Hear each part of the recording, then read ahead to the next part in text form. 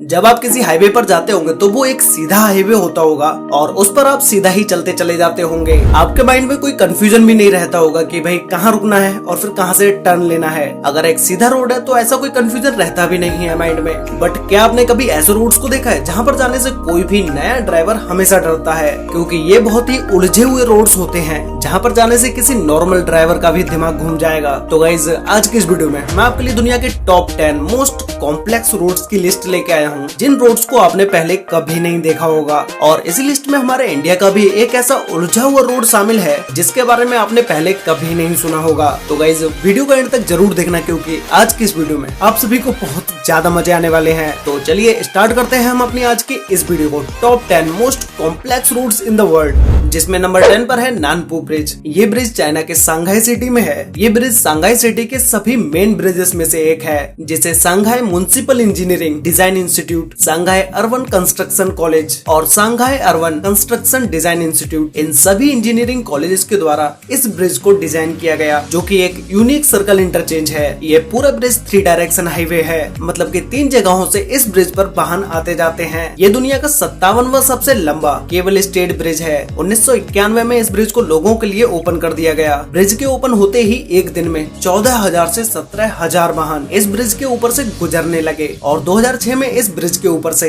1,20,000 से भी ज्यादा वाहन गुजरे। जब इस ब्रिज को डिजाइन किया जा रहा था उस टाइम पर इस ब्रिज को ओनली 4 लाइन डिजाइन किया गया, लेकिन इस जगह के ट्रैफिक को देख के बाद में इसे 6 लाइन कर दिया गया और सड़क के दोनों साइड 2 मीटर चौड़ी वॉकिंग साइड को भी बनाया गया। ऊपर से देखने पर इस ब्रिज का व्यू और भी ज्यादा अमेजिंग लगता है। नंबर 9 पर है 4 लेवल इंटरचेंज, जिसका दूसरा नाम विल कैनी मेमोरियल इंटरचेंज भी है। ये रोड्स यूएस के लॉस एंजलिस में है, जो कि ये इंटरचेंज दुनिया का सबसे पहला स्टक इंटरचेंज है। स्टक इंटरचेंज वो रोड्स होते हैं जहां पर चारों दिशाओं से 4 हाईवेज आकर मिलते हैं। ये इंटरचेंज 1949 में बन के कम्प्लीट हो गया था, फिर इसे लोगों के लिए 1953 में फुल्ली ओपन कर दिया गया। ये इंटरचेंज एक मॉडर्न इंजीनियरिंग का आश्चर्यजनक कारनामा है, जिसे हर कोई देखना पसंद करता है। इन सभी रोड्स पर दिन रात ट्रैफिक चलता ही रहता है। नंबर 8 पर है दुबई क्रॉस रोड्स। यहाँ से आप दुबई की किसी भी जगह पर जा सकते हैं, क्योंकि इस इंटरचेंज पर सभी मिलने वाले रोड्स दुबई की हर डायरेक्शन से आते हैं, जिसमें से दुबई का सबसे फेमस शेख जायद रोड भी इसी इंटरचेंज से आके गुजरता है। ये दुबई के सबसे लॉन्गेस्ट हाईवेज में से एक है, जो कि दिन रात गाड़ियों से भरा ही रहता है। हर समय इस रोड पर गाड़ियां चलती ही रहती हैं। और इन सभी रोड्स में से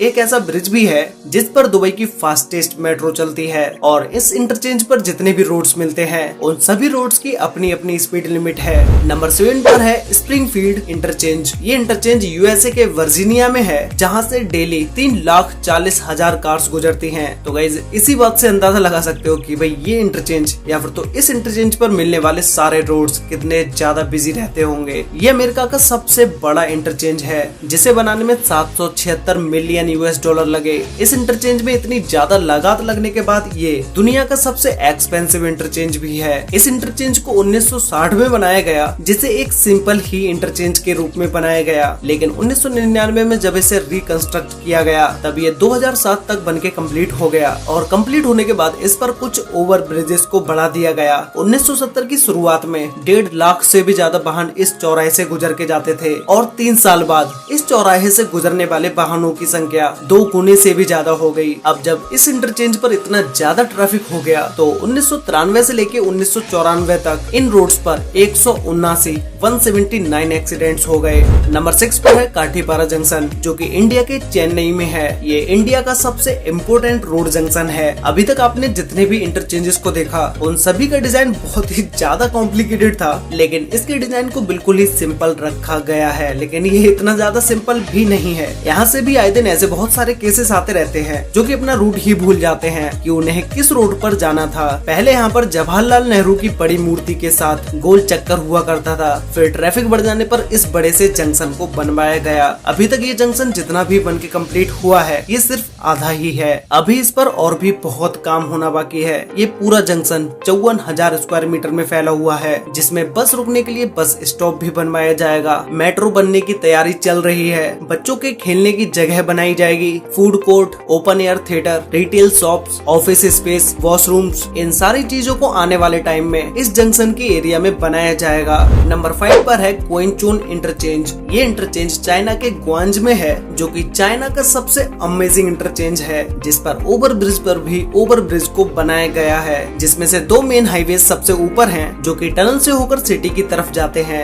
ये सारे ही हाईवे हमेशा बिजी ही रहते हैं, कोई ना कोई गाड़ियां सभी हाईवे से निकल के जा ही रही होती हैं। अगर गलती से आपने यहाँ पर कोई भी एक गलत रूट चूज कर लिया तो आपको यू टर्न लेने का भी कोई चांस नहीं मिलेगा। फिर यू टर्न लेने के लिए आपको 7-8 किलोमीटर तक तो सीधा चलना पड़ेगा, उसके बाद ही आपको कोई यू टर्न लेने की जगह मिलेगी। इस इंटरचेंज को देखने टूरिस्ट भी आते हैं। नंबर 4 पर है ओयामाजाकी इंटरचेंज जंक्शन। ये इंटरचेंज जापान के ओसाका में है, जो कि एक सर्पिलाकार जंक्शन है, जहाँ पर ओसाका सिटी के बहुत सारे रोड्स मिलते हैं। सभी मेन हाईवेज हैं और इन हाईवेज पर इमरजेंसी में कार रोकने के लिए अलग से जगह बनाई गई है। ये इंटरचेंज जापान का सबसे ज्यादा ब्रेन यूज करने वाला इंटरचेंज है, क्योंकि सारे हाईवेज को एक रेसिंग ट्रैक की तरह बनाया गया है। इस इंटरचेंज पर एक्सीडेंट भी बहुत ज्यादा होते हैं। नंबर 3 पर है सागामिहारा हाईवे टनल इंटरचेंज। ये इंटरचेंज जापान के कानागावा में है, जो कि एक टनल इंटरचेंज है। यहाँ पर आपको जितने भी रोड्स दिख रहे हैं वो सारे रोड्स टनल से निकल के आते हैं और टनल्स में ही चले जाते हैं। इस इंटरचेंज को ऊपर से देखने पर इसके सारे ही रोड्स बहुत ही कंफ्यूज कर देने वाले लगते हैं,